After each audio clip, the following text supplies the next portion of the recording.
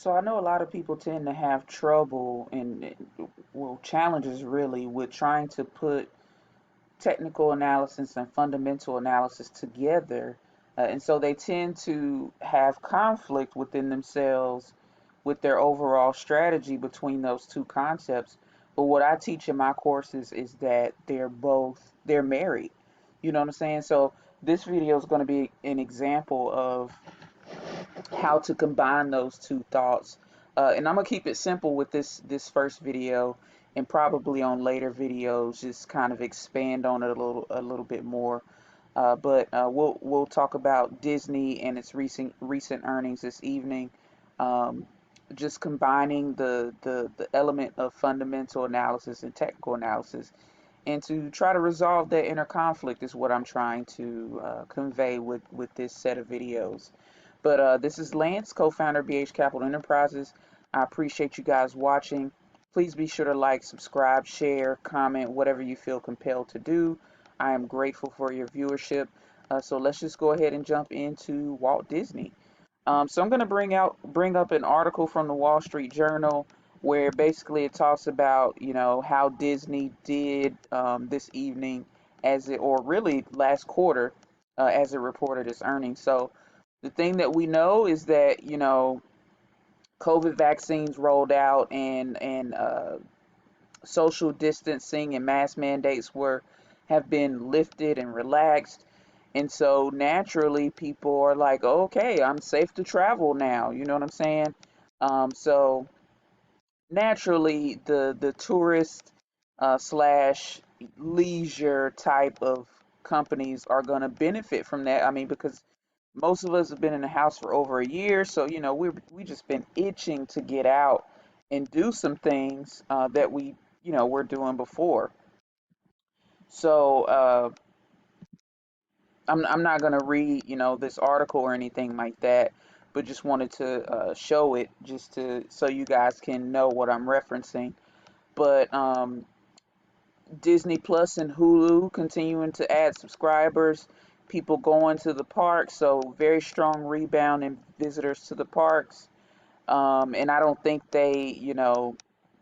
like it says here, they didn't anticipate a resurgence of COVID.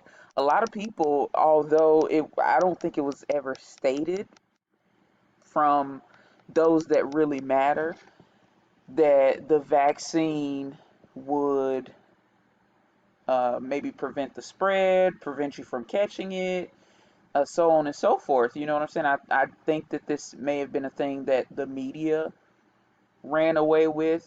Not quite sure why mask mandates were lifted when we've known from the jump that the vaccine does not prevent the spread of the virus. But anyway, I'm not going to get on a soapbox or anything like that.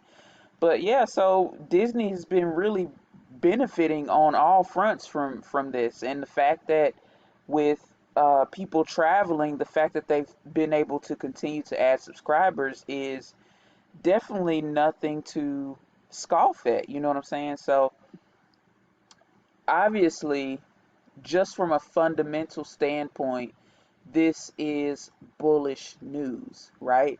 But I'm going to show you guys how you can kind of sort of see that happening in the charts already, where the markets are kind of anticipating good news. And so we're going to go and look at Disney's daily chart. So if you look at the daily chart right here, starting about toward the end or right at the end of July, Disney took a dive from 180s on down to 170. So about a 10-point dive, which is, in my opinion, that's a dive on Disney. But it reversed here on during the first week in August, and it's just been going since then. So sentiment kind of changed short term, although overall the sentiment is still remained the same as of today's close, in my opinion. So right here, let's see, we can see that sentiment changing where the price is just kind of bouncing off of this trend line. But if you look here, there's a nice gap here, and that gap has been filled. But if you look at my previous videos, I let you guys know that gaps are important to me until they become no longer important. So even when they've been filled, they're still significant in my opinion until the price action dictates otherwise. So as you can see at today's close, Disney tried to make a go for that the upside of that gap, which was on it started on July the 16th. So trying to get to July 16th closing price is where Disney pretty much closed today. As you can see, although it kept it every time it tested this area, it dropped here recently over the past couple of weeks or so. You've been seeing that higher low type situation going on as Disney was making its way back toward that 180 key area. You know what I'm saying? So just looking at this thing from a technical perspective on the daily chart, and of course, keep in mind when it comes to earnings, no matter what, earnings is a binary event. I don't care how much research you do, you have a 50-50 chance of losing or winning, regardless. I don't care what anyone says. It's just that's just a fact. So but here, you can kind of deal in probabilities where it's just like, okay, am I going to trust what the charts say or what the price action is saying? It's kind of hinting at what the sentiment has been recently. So do I follow that?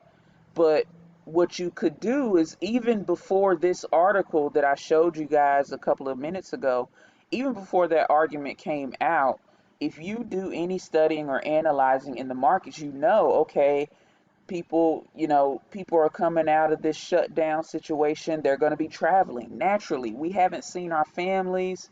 A lot of us haven't seen our families. We don't see our families as much as we were before 2020. And so the first thing that we want to do when we go outside is do something fun.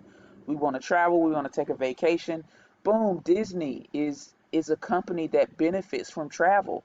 So in your mind, in your analytical mind, you're already knowing, hey, there's a possible bullish narrative here.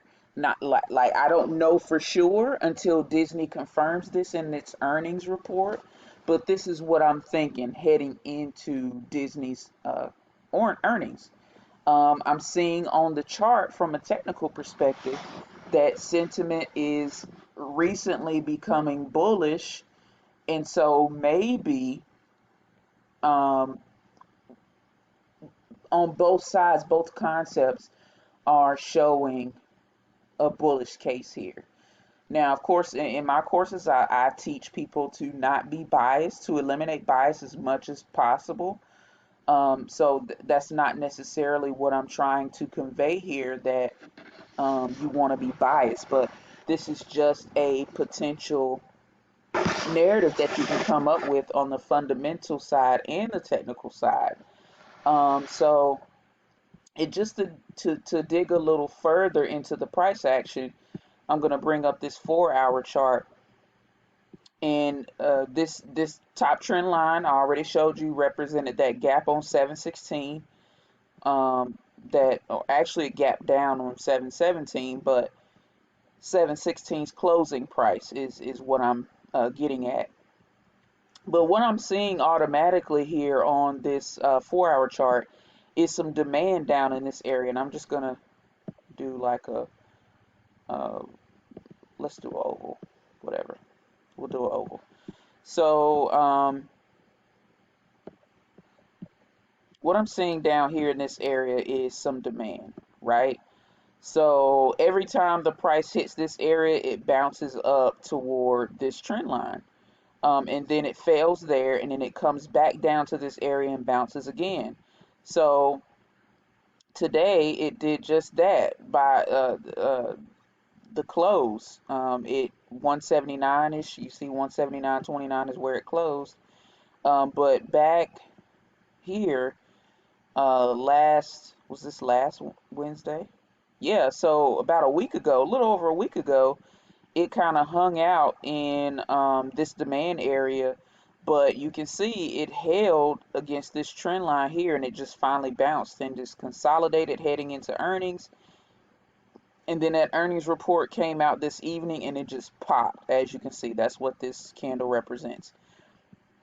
But another thing, um, when it bounced from this area, it came to another area where there's a bit of static, right? So once it crossed above this trend line, this area here, you can see that it was pretty much able to maintain and hold above this less, I would say, less significant key area. Um, and so that's just further building the case for, okay, we got bullishness from a technical perspective, that is lining up with what I believe to be the case, that when Disney reports their earnings, I think they're going to talk about this, and I think I'm pretty much right in line with what's going to be reported. So again, support down here in the low 170s, right? And then you got some static here in the mid 170s. And once Disney was able to get back toward that mid to high 170s, it maintained above it held above the mid 170s area up until today, where it finally, or actually yesterday, where it finally moved into the higher range of the 170s, and then it popped. So hopefully that makes sense, the way that I spelled it out.